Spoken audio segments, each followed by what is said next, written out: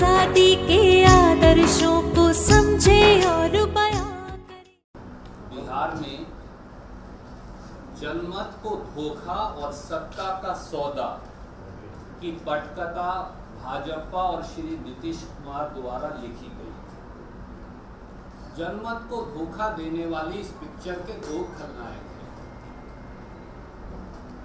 एक अवसरवाद के भोगी और दूसरे सत्ता के रोगी। सच यह है कि बड़बोली बातों और ईमानदारी के मुखौटे के पीछे दोनों सत्ता की भूख का चेहरा छिपाए हैं। 27 जुलाई 2015 को प्रधानमंत्री श्री नरेंद्र मोदी जी ने मुजफ्फरपुर बिहार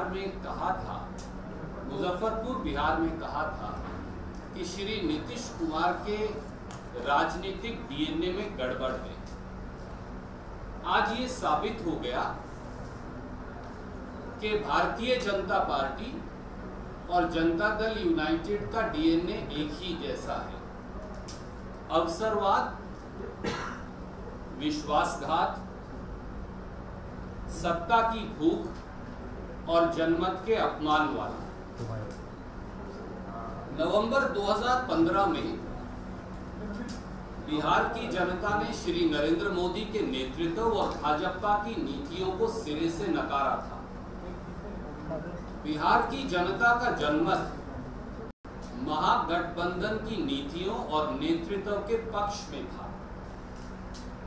इस गठबंधन में भी तीनों पार्टियों द्वारा लड़ी गई सीटों में जीतने वाली सीटों का प्रतिशत सबसे कम जनता दल यूनाइटेड का था, जिसके मुखिया श्री नीतीश कुमार थे। इसके बावजूद तीनों दलों की सहमति वे विशेषतः कांग्रेस अध्यक्षा व उपाध्यक्ष के हस्तक्षेप के बाद श्री नीतीश कुमार को महागठबंधन का मुख्यमंत्री सर्वसम्मति से निर्वाचित किया गया।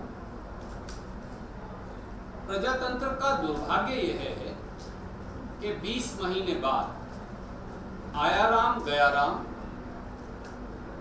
और अवसरवादिता की नई परिभाषा बुनते हुए जनता द्वारा नकारी भाजपा और सत्ता भोगी जनता दल यूनाइटेड ने मिलकर आज बीजेपी जेडीयू की सरकार बिहार में गठन कर ली। बिहार के चुनाव में न तो जनता दल यूनाइटेड को अकेले जनमत मिला और भाजपा को सिरे से नकार बिहार की जनता ने बाहर का रास्ता दिखा दिया। प्रजातंत्र विरोधी और सत्ता के राजनीतिक षड्यंत्र से रातों रात बनी जेडीयू बीजेपी की सरकार को एक दिन भी सत्ता में बने रहने का अधिकार नहीं, क्योंकि ये बिहार की जनता के जनमत का घोर अपमान है। राजनीतिक शुचिता और जवाबदेही के किसी मापदंड पर भी बिहार की आज गठन हुई जेडीयू और बीजेपी की सरकार खरी नहीं उतरती। सच यह भी है कि प्रजातंत्र के मूल्यों और जनमत का अपमान करना अब भारतीय जनता पार्टी का चाल चेहरा और चरित्र बन गया है। साम दंड और भेद से सत्ता प्राप्ति ही भाजपा का एकमात्र लक्ष्य है, फिर उसके लिए किसी भी चीज की बलि क्यों न देनी पड़े। पहले गोवा में जनमत का अपमान किया गया और लोगों द्वारा खारिज की गई भारतीय जनता पार्टी ने जबरन गोवा में सरकार बना ली। यही चलचित्र मणिपुर में दोहराया गया जब जनता द्वारा खारिज की गई अल्पमत की भारतीय जनता पार्टी ने आयाराम गयाराम की तिकड़म से वहां पर सरकार बना ली। इससे पहले यही षड्यंत्र उत्तराखंड और अरुणाचल प्रदेश में भी भाजपा द्वारा रचा गया। बिहार में सभी राजनीतिक मूल्यों की दिन दहाड़े हत्या कर दी गई और एक ऐसी सरकार का गठन किया गया जिसके पास न तो जनता का विश्वास है और न ही जनमत का आदेश। भारतीय प्रजातंत्र के लिए ये एक काला दिन है। भारतीय राष्ट्रीय कांग्रेस राजनीति में राजनीतिक शुचिता और प्रजातंत्र के मूल्यों की सुरक्षा की लड़ाई निर्णायक तरीके और प्रतिबद्धता से लड़ी।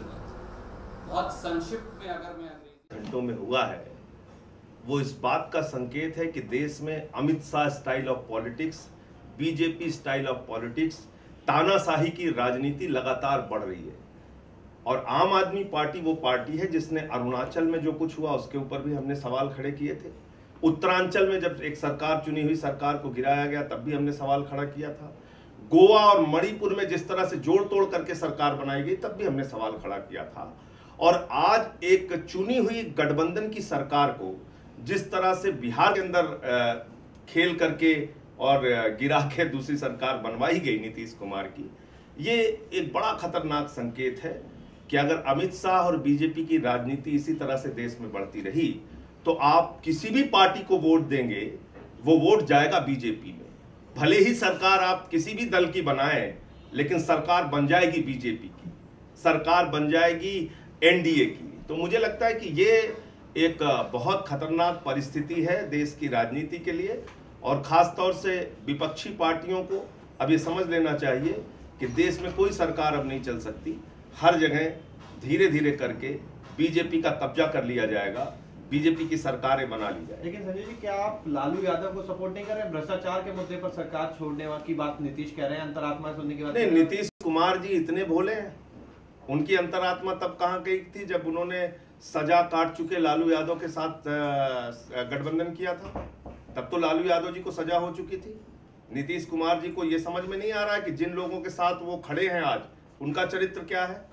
कौन है शिवराज सिंह जो व्यापम में फंसे हुए हैं, कौन है वसुंधरा राजे जो आईपीएल में फंसी हुई है, कौन है रमन सिंह जो 36,000 करोड़ के अनाज घोटाले में फंसे हुए हैं, कौन है इस मोदी सरकार में। आप देख लीजिए बहुत सारे मंत्री ऐसे हैं जिन पे तमाम चार्जेस हैं। उमा भारती जी के ऊपर 307 का मुकदमा है। इनके निहाल चंद इनके यहाँ मंत्री था। तो कैसे प्रश्न आप खड़ा कर रहे हैं और किसको आप गुमराह कर रहे हैं? क्या आप समझ रहे हैं इस देश की जनता मूर्ख है, उसको मालूम नहीं है कि आप क्या खेल कर रहे हैं? तो मुझे लगता है कि ये कहीं ना कहीं एक पूरा गेम प्लान बनाकर ये सारा कुछ खेल किया गया है और एक सरकार को वहां पर गिरा के अनैतिक तरीके से वहां एक नई सरकार बनाई गई है। क्योंकि जनादेश जो मिला था वो बीजेपी के खिलाफ बिहार की जनता ने जनादेश दिया था। आपको याद होगा हमारे प्रधानमंत्री जी ने बिहारियों के डीएनए पे सवाल उठाया था और उसको लेके बाकायदा ब्लड सैंपल भेजा था जेडीयू आरजेडी ने कि भाई बिहारियों के डीएनए को टेस्ट करके बताओ। आज उन्हीं बिहारियों का डीएनए ठीक हो गया। अब उसी पार्टी के साथ आप मिलकर सरकार बना रहे हैं जिसके नेता ने आपके डीएनए पे सवाल उठाया। तो ये किस प्रकार की अवसरवादिता है और किसको आप गुमराह कर रहे हैं? आप उस पार्टी के साथ खड़े हो रहे हैं जिस पार्टी ने गाय के नाम पे इंसानों को मारने की मुहिम चला रखी है देश भर में, नफरत की राजनीति की मुहिम चला रखी है देश भर में। और आप कह रहे हैं कि हमारी अंतरात्मा की आवाज। आपकी अंतरात्मा कैसी है जो उन लोगों के साथ जाने के लिए तैयार है जो नफरत फैला रहे हैं इस देश में, जो सांप्रदायिकता का जहर घोल रहे हैं इस देश में? संजय, दिल्ली में भी डर है क्या इस तरीके की? देखिए, निश्चित रूप से दिल्ली ही नहीं, उड़ीसा हो या देश के जो भी राज्य हैं जहां पर भी गैर बीजेपी की सरकार चल रही है, उन सारे राज्यों में आज खतरा है। ये इस प्रकार की पार्टी है और इसका जैसे मैंने नाम लिया, अमित शाह जैसे लोग जिनकी स्टाइल ऑफ पॉलिटिक्स यही है कि चुनी हुई सरकारों को अस्थिर करो, गिराओ, बर्खास्त करो। सारी सरकारों के लिए खतरा है, दिल्ली की सरकार के लिए भी खतरा है। हमारे 15-15, 20-20 विधायकों पे मुकदमे हुए, उनको जेल में भेजा गया। मनीष सिसोदिया जो एजुकेशन में इतना अच्छा काम कर रहे हैं, उनके यहाँ 10 घंटे सीबीआई का छापा होता है, सत्येंद्र जैन के यहाँ छापा होता है। लगातार आप देख रहे हैं कि मुख्यमंत्री के कार्यालय पे छापा होता है दिल्ली के अंदर, निकलता कुछ नहीं है। तो मैं सिर्फ ये कह रहा हूं कि ये दोहरा मापदंड इस सरकार का है। सीबीआई का इस्तेमाल अपने तोते के रूप में कह रहे हैं। मालिक जो कहता है तोता वही सुनता है। तोता व्यापम पे कार्रवाई नहीं करता, तोता रमन सिंह पे कार्रवाई नहीं करता, तोता आईपीएल में कार्रवाई नहीं करता, तोता माल्या पे कार्रवाई नहीं करता, तोता अडानी पे कार्रवाई नहीं करता, तोता किसके लिए है? मनीष सिसोदिया के लिए है, सत्येंद्र जैन के लिए है, अरविंद केजरीवाल के लिए है, ममता बनर्जी के लिए है। तोता इसके लिए है। संजय जी, सवाल ये है कि क्या जो राजनीतिक दोस्त आपका एनडीए में अब शामिल हो गया है, उसने अपोजिशन की लड़ाई को कमजोर कर दिया? निश्चित रूप से इस देश में भारतीय जनता पार्टी के खिलाफ विपक्षी दलों की और जनता की जो एकजुटता बन रही थी, उसको बहुत बड़ा धक्का नीतीश कुमार जी ने पहुंचाने का काम किया। आप देख रहे हैं we love Baba Saheb. Channel को सब्सक्राइब करना और घंटी बजाना ना भूलिए।